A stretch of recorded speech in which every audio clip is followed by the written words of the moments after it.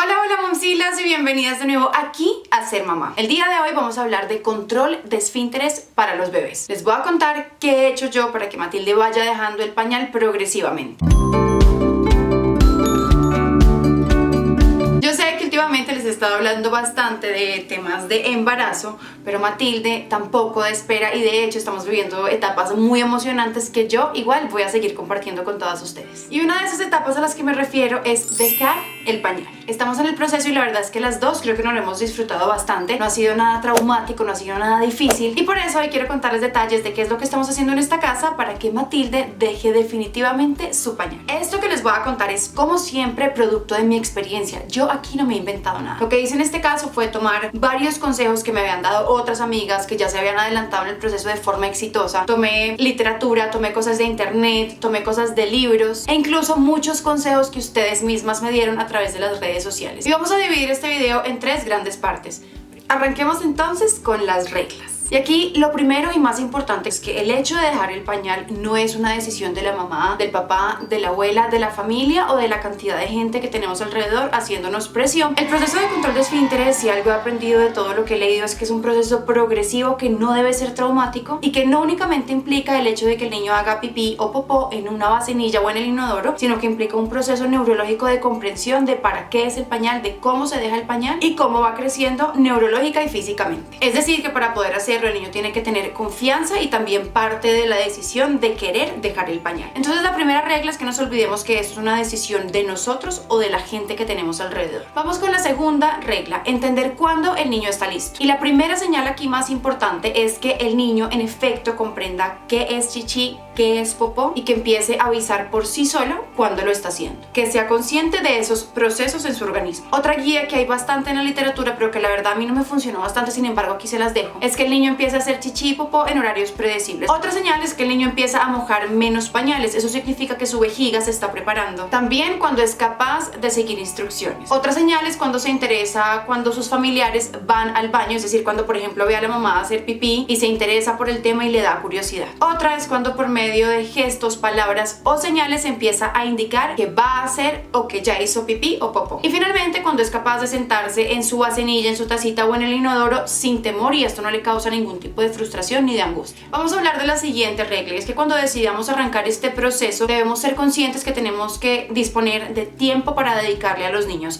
Esto no es un proceso de 5 minutos en el día o de un día sí, un día no y así intermitentemente, sino que nos tenemos que concentrar en nuestros hijos para que realmente el proceso sea fácil y no traumático. La siguiente regla es jamás acelerarse en el proceso. Esto no debe ser mágicamente en un día, en 2 días, 3 días, hay niños que tardan mucho más y entender además que no hay edad perfecta para que el niño deje el pañal. Depende de cada quien. Y la última regla es tener los elementos necesarios a la mano e involucrar al niño en la consecución de los mismos para que se vaya familiarizando con el proceso que está a punto de empezar. Y no necesitamos mayor cosa. Hay unas que ni siquiera necesitan vasenilla porque deciden enseñarle al niño de una vez a hacer en el inodoro. En mi caso, sí, la verdad preferí ir a comprar con Matilde este elemento que es una vasenilla, una tacita, una mica, como lo quieran llamar. Y la compré con ella de un color que a ella le gustaba, algo que le llamara la atención. Otro elemento fundamental fueron estos calzoncitos, mírenlos acá.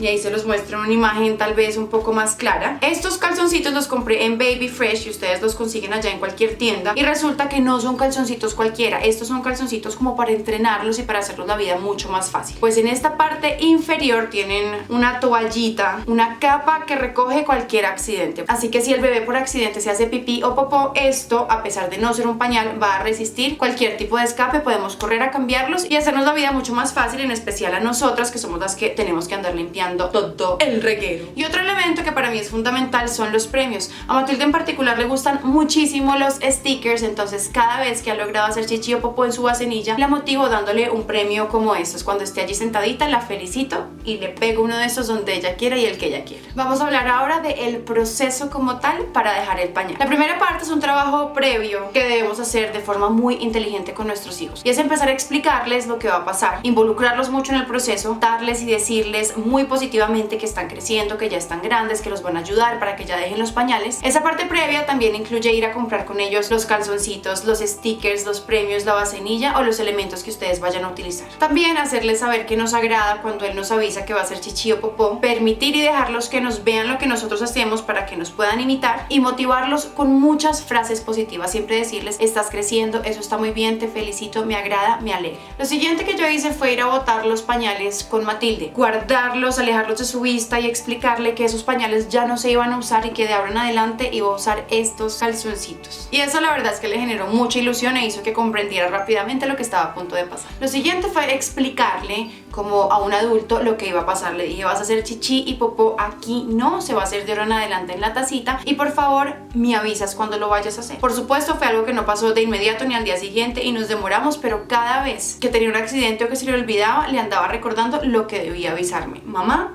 chichi o mamá, pop. Es importante seguir la regla del líquido y los 15 minutos. Durante estos días del entrenamiento es importante que le demos bastante líquido a nuestros hijos, entonces le damos el líquido, esperamos aproximadamente unos 15 minutos y nosotros, así no nos estén avisando, los llevamos a la vasenilla o al inodoro para ayudarles a que eliminen ese líquido, puedan hacer chichi ahí, poder aplaudirlos, poder premiarlos y que vayan poco a poco entendiendo el proceso. Cada vez que hagan chichi o popó, así sea una gotita, hay que felicitarlos, incentivarlos y motivarlos siempre a hacer mucho refuerzo positivo. Las reglas dicen en general que uno debería estarlos sentando, tengan o no chichi, hayan tomado líquido, hayan comido o no, estarlos sentando cada media hora en la tacita. Por supuesto, no siempre que se vayan a sentar van a hacer, entonces los dejamos ahí sentados unos 5 o 10 minutos si el niño lo soporta. Si hace, ya saben, lo felicitamos, lo premiamos y si no, no importa, lo paramos, le volvemos a poner sus calzoncitos, damos una vuelta y los volvemos a sentar. Pero aquí es importante que sepamos que nunca hay que obligar al niño y nunca hay que generarle esa frustración de tenerlo ahí obligado, sentado, porque eso va a generar un efecto rebote que no queremos, que le coja miedo a estar ahí sentado y que se sienta castigado. Lo mismo debemos hacer en caso de que cuando lo levantemos preciso ahí haga chichi o se haga popó fuera de la vasenilla o el inodoro. En caso de que ocurran estos accidentes, lo que debemos hacer es tratar de frenarlos y llevarlos inmediatamente a la tacita y explicarles de nuevo: aquí es donde se hace, afuera no. Y si termina de hacer en la tacita, felicitarlos como si nada. Eso está muy bien, te felicito, son cosas que les van a funcionar a la perfección. Es importante que durante todo este proceso estemos disponibles para nuestro hijo de una forma real, acompañarlo desde que se levante, a desayunar, a jugar y estar todo el tiempo con él y todo el tiempo recordándole: avísame cuando vayas a hacer chichi, avísame cuando vayas a hacer pop. No los dejemos por allá a la deriva porque claramente se les va a olvidar esa idea que apenas están empezando a procesar. Eso sí, es importante que sigamos nuestro curso del día normal. Para mí fue mucho más fácil no salir de la casa en esos días porque era muy complicado evitar que hubiese accidentes, si me cogía un trancón, si había un carro, si salía a un centro comercial, entonces preferí quedarme quietita en casa pero teniendo las actividades normales del día. Y aquí les voy a explicar qué pasa cuando el niño de pronto siente miedo o angustia de sentarse en su tacita o el inodoro, porque a mí me pasó bastante. De hecho me pasó con dos cosas: con que Mati aprendiera a sentarse y después con que pudiera hacer popó en su vasenilla, porque el chichi lo manejó un poquito más fácil, pero el popó para ella era algo terrible. Entonces, en primer lugar, para que perdiera el miedo de su tacita, lo que hicimos fue llevar sus muñecos a su vasenilla, que ella misma los sentara, ver cómo se sentaban y no les pasaba nada, ver cómo supuestamente hacían chichi, ver cómo lo desocupábamos el inodoro para que se sintiera grande, y después de unos días, cuando ya le perdió el miedo, ahí fue que se sentó. Y por el lado del miedo a hacer popó fuera de su pañal, fue dejar que hiciera popó esos primeros días en su pañal y apenas me avisaba que había hecho, íbamos las dos, le quitaba el pañal y hacía que ella botara el popó en el inodoro y viera que no pasaba nada cuando se botaba y se bajaba la llave. Hablemos ahora de lo que pasa con el pañal y las siestas y el pañal y la noche. Hay quienes se lanzan al abismo de una vez y deciden quitarlo en siestas y la noche. Pero la verdad, yo no quise acelerar ese proceso porque siento que esto ya es una cosa mucho más neurológica. Pues mientras está dormida o en siesta, ¿cómo le puedo yo explicar o recordar que tiene que hacer chichi o popó en su vasenilla? Entonces mi regla fue quitarle el pañal en el día y en la noche esperaré a que algún día amanezca completamente sequita y ahí sí quitárselo. Lo que haré próximamente es suspender líquidos entre 2 a 3 horas antes de que se vaya a dormir. Igual para las siestas, antes de ponerla a dormir, tratar de que no consuma muchos líquidos antes de eso y por supuesto que haga pipí obligatoriamente antes de irse a dormir para que no tengamos accidentes mientras esté dormida. En todo caso, tengan en cuenta que cada niño es un universo, que hay niños que dejan el pañal a los 3 días, que hay niños que se tardan una semana y hay unos como Mati que se van tardando mucho más y que resulta ser un proceso progresivo pero mucho más sano tanto para ellos como para nosotras. Bien, y por último hablemos de los errores más comunes que cometemos a la hora de ayudar a que nuestros hijos dejen el pañal. Y se los cuento porque yo cometí bastantes de ellos y tal vez por eso me demoré mucho más en el proceso. El primero es interrupciones. A esto me me refiero? Con que un día les ponemos calzoncitos, a la tarde les ponemos pañal, al día siguiente quisimos salir, entonces se nos olvidó ponerle los cucos y los metemos en un vaivén que lo único que hace es confundirlos. El siguiente error es regañarlos o transmitirles nuestra frustración. Otro gran error es perder la paciencia y la fe en nuestros hijos. Muchas veces queremos que esto sea un proceso que ocurra de un día para otro o en 3 días mágicamente, y resulta que no es así. Ya vimos que cada niño es diferente y puede tardarse días, semanas o incluso meses.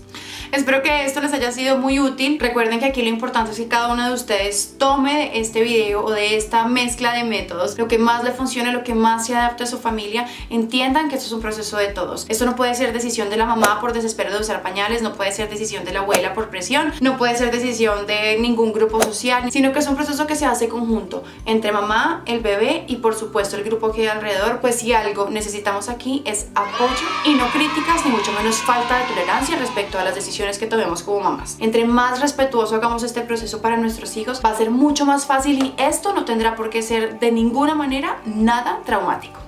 Les mando muchos besos y nos vemos en un próximo video aquí en Ser Mamá.